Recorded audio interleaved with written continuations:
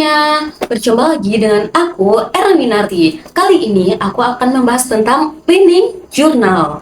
Nah, di video ini aku akan membahas tentang pengalaman belajar di mata kuliah public speaking.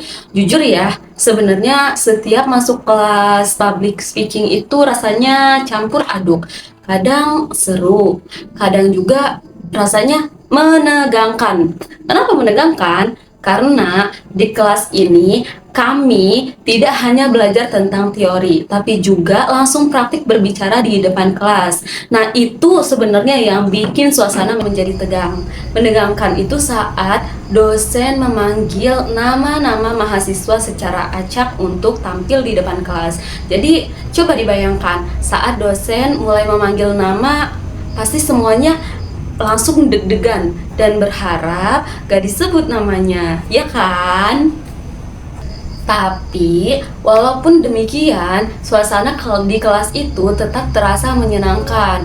Dosen seperti biasa membuka perkuliahan dengan beberapa kata-kata atau kalimat yang santai, diselingi canda tawa ringan, sampai akhirnya aku sebagai mahasiswa merasa tidak tegang, ya tidak menonton juga. Nah, setelah ada prakata dari dosen, langsung dilanjut dengan doa supaya belajarnya semakin dapat ilmunya. Doa sebelum belajar tentunya ya, yang dipimpin oleh ketua kelas. Nah, dilanjut, setelah itu dosen melakukan absensi supaya siapa mahasiswa yang hadir dan siapa mahasiswa yang tidak hadir, karena kehadiran itu juga salah satu acuan untuk naik atau lulus di mata kuliah itu. Nah, setelah semua kegiatan pembuka itu selesai, barulah kita masuk ke kegiatan utama yang paling ditunggu-tunggu, yang paling menegangkan, yaitu praktik public speaking di depan kelas. Dalam praktik ini, setiap minggu akan ada 3 mahasiswa yang dipanggil secara acak oleh dosen untuk tampil di depan kelas untuk praktik menjelaskan atau berbicara di depan kelas. Nah, setiap mahasiswa itu harus menyampaikan public speaking selama kurang lebih 10 menit. Gak boleh kurang dan gak boleh lebih. Nah, setelah diacak, mahasiswa yang pertama yang dipanggil yaitu atas nama Siti Habibatul Musfia atau biasa dipanggil Via. Nah, Via ini pas waktu maju ke depan kelas, dia berperan sebagai dai atau penceramah dengan tema keutamaan di bulan suci Ramadan. Nah, konsep yang digunakan ini sebenarnya cukup menarik karena banyak canda tawa sampai akhirnya suasana terasa lebih menyenangkan, tidak monoton dan tidak tegang.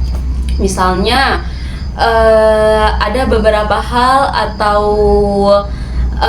lelucon yang disampaikan, yang dilontarkan oleh Via, sehingga akhirnya membuat mahasiswa itu tertawa begitu.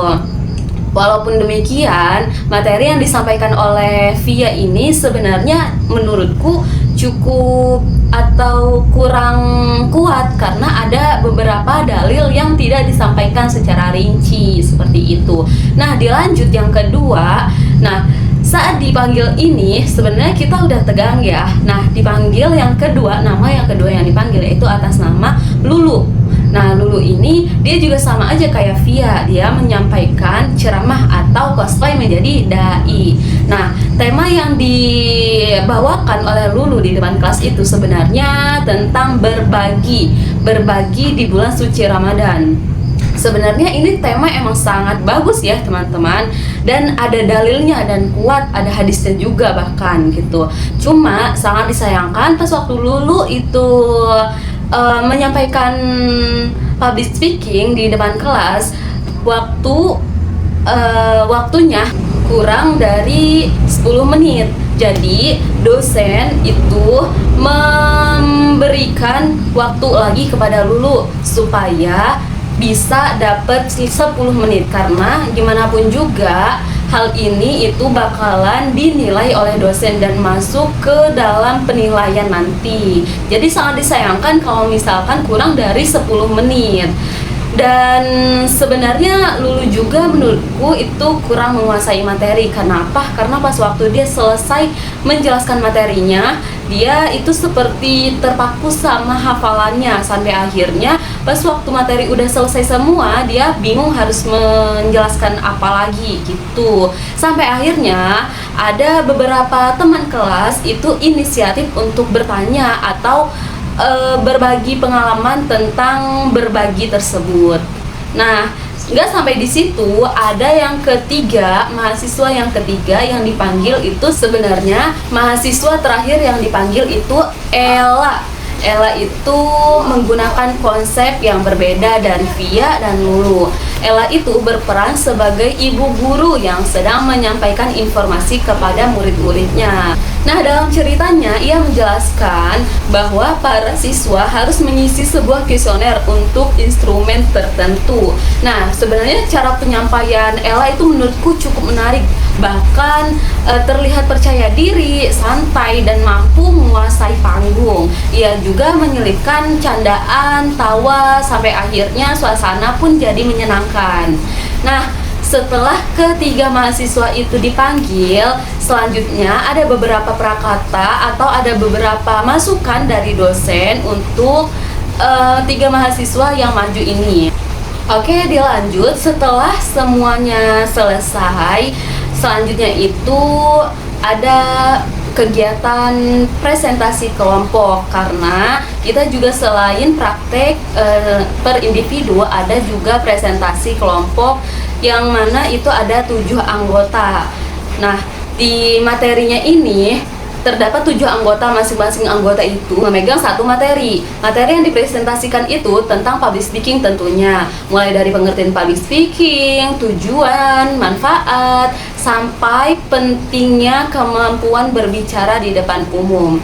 Nah, secara umum, public speaking itu dapat diartikan sebagai kemampuan berbicara di depan banyak orang dengan tujuan menyampaikan informasi.